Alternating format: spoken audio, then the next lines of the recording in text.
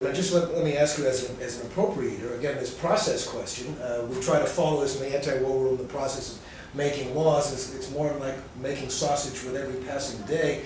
But this is going straight to the floor. Didn't go. Now we know we have a champion in you. We have a champion in Jack Murtha on the subcommittee.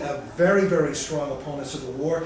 We just sent your committee an open letter with 50,000 of our members signing it. We just delivered that a few days ago.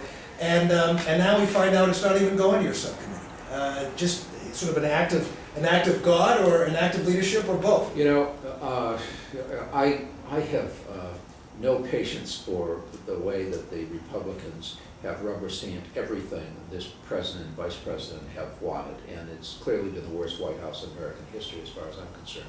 But they do have a legitimate concern right now when the subcommittee, the full appropriations committee, and really nobody knows what the leadership has put together. So it's a gambit to some extent by the leadership.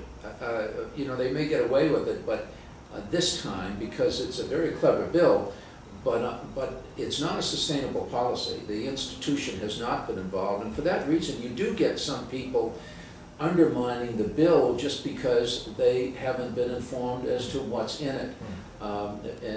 You know, you were president of our class, Tom. You know, I know you would be up on the floor saying, I agree with what you're doing, but not how you're doing it. You've got to include people, and so that's one of the internal situations we're confronted with.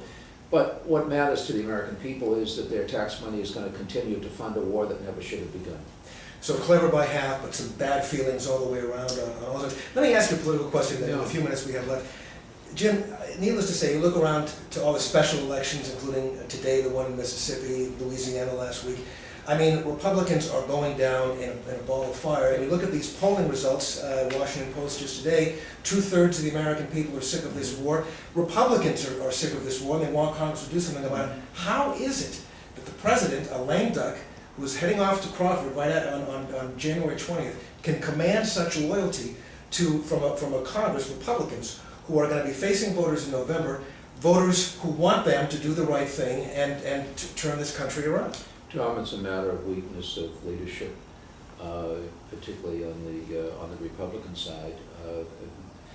Wayne Gilchrist, a Republican from Maryland, the Eastern Shore of Maryland, had the courage to vote with us, and Bob Ehrlich, the Republican governor, got together with more conservative Republicans, and they beat him in the Republican primary. He's gone.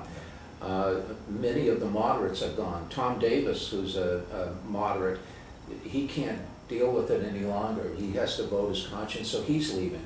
I think you've seen the right wing of the Republican Party capture the party and basically destroy it. And then, of course, we've had to make some compromises to keep an inclusive, you know, caucus within the Democratic tent. But it's very frustrating, Tom, and that's why your organization is so important. You've got to put the pressure from outside. You've got the Sheldon Adelsons from the world funding this Freedom Watch. I understand he's going to put as much as $200 million, do I see that correctly, to fund these ads, these 527 ads, pushing for the war.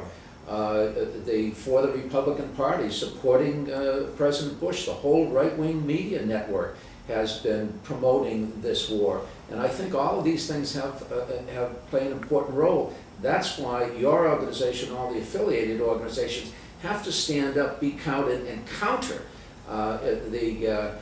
what has happened to American society and American politics. And because it's not representative of where the people are, and hopefully in November we're going to see where the people are, and I know they're with you and your organizations.